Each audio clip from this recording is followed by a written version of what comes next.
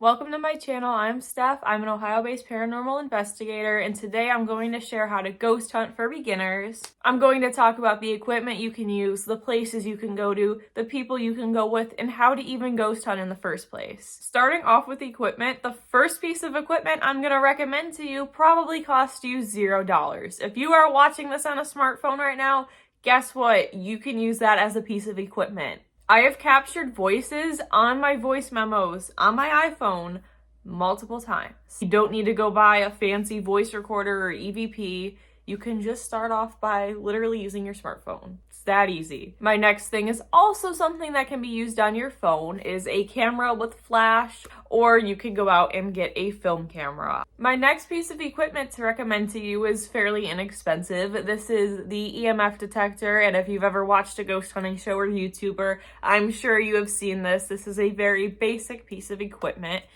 When I got mine, I think it was only like $12. On ghost hunting shows, there's always people who use those big fancy pieces of equipment that light up, but you don't need to pay $500 for that, especially if you're just starting out. Use something like this. My next recommendation, dowsing rods. They're very simple, $20 or less. I will say be careful about the ones you buy because Amazon has some cheaper ones, but they're very loose and it's very easy to swing them.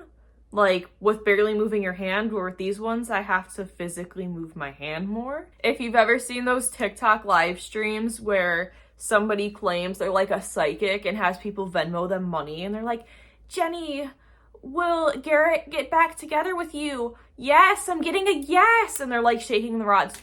Yeah, that's the stuff they're using. Don't buy into that, okay? These are a very simple piece to use. You literally just hold them out in front of you, slightly tilted down. You ask yes or no questions and the rods cross and open. The next piece of equipment I use are cat balls. Those are another inexpensive thing. Personally, I love using things that aren't technical paranormal equipment for paranormal investigations. I feel like I get the best responses with them, and it really proves to me how real it is when I'm not using something that's made specifically for that purpose, if that makes sense. The next item is a pendulum. I'm not a huge fan of this one personally, but some people like to use them. But they aren't super expensive at all. I literally found them at Five Below one time. Now, my next item is a little bit expensive, but it's on the cheap side in the realm of expensive equipment. And this is a spirit box. This is the one specifically that my friend and I use on our investigations. When we got it, I think it was around $85 at the time. So yeah, it's a little bit more money, but that was our big splurge. And my last thing for the equipment section is you can use any motion sensor toy, like a lot of like baby and toddler toys have that. You can literally use that. Now onto locations. Spoiler alert, you can ghost hunt literally anywhere and everywhere. Obviously, follow rules at the places you're at. Don't break out your dowsing rods in the middle of Target or something. But you can just start off by going to like a local park. Or you can check out the grounds of a building that was torn down and investigate there as well. Just look for any old place and you're set. Another option is to stay in a hotel. It can just be any hotel that's older.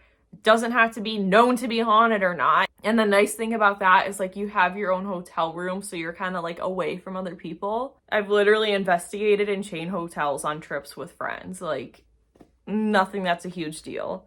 A way to just find locations in general is to just go on Google and search haunted locations by county, and usually lists of stuff will pop up. When you actually find sites, go onto their websites and see if they offer public investigations. Now, public investigations are usually a lot of people because it's open to anybody. So if it's your first time going on an investigation, that could be nice, especially if you're a little bit scared and you like knowing there's other people around and you want to make friends and meet people. Those are good options, but sometimes people are a little bit loud.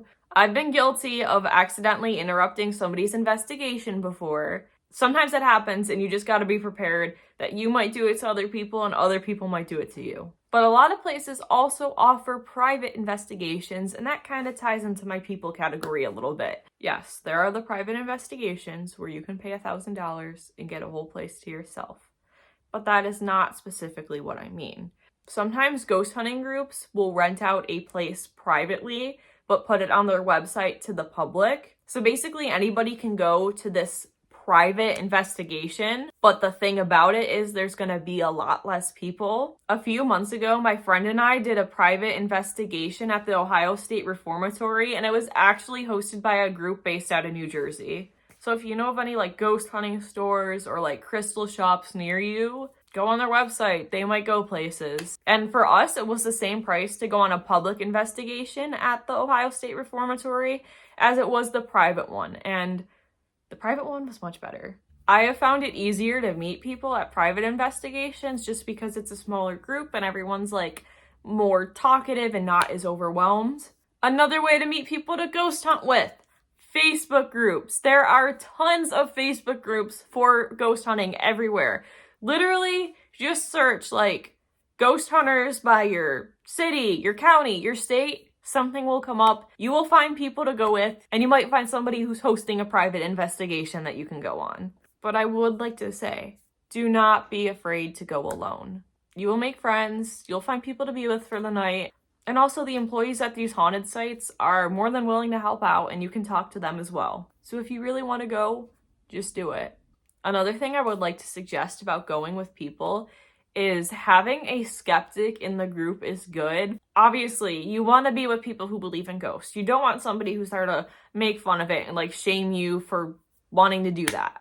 Like, if somebody's being an asshole, like, don't invite them. That's not what I'm saying. But it's good to have somebody who's not a believer or not a full believer, because then they can help disprove things that happen. Because sometimes when you're in like a cold, dark, abandoned place and something happens, you get really excited and nervous, but you need to think logically, and having somebody who always thinks that way is helpful. And you could also turn them into a ghost hunter as well. So, and now we are moving on to how to ghost hunt in the first place. And I would like to start off by saying that you don't even need equipment at all. Go to a quiet room, turn off the lights, and just watch. Your eyes will adjust to the darkness and you will see things in the dark. This is a thing that I've mostly done at the Ohio State Reformatory because there's a lot of like longer hallways, and I have seen shadows cover up lights and go by, and it's super cool. It's a little scary, but it's cool. Now, if you're actually trying to talk to something or someone directly and get some answers, make sure you're using simple yes or no questions, and make sure you're giving enough time in between to allow whatever you're speaking to answer, because some people will just do these rapid fire, complicated questions. Do not do that. You can use some basic equipment to get some answers. Anytime I'm investigating, I always like to have my EMF or cat wall set up around the room just so I can see things going off.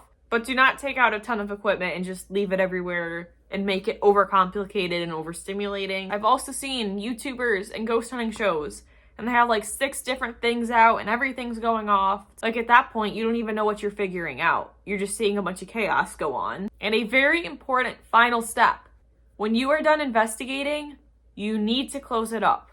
Make sure you tell the spirits that they are not allowed to follow you home and all that good stuff, because if you don't, things happen. I have heard of people having weird stuff happen to them after they've left a place and didn't close up properly. So that is the end of the video. If you have any questions about anything I talked about, just comment them down below and I will respond to them. And I will see you next time.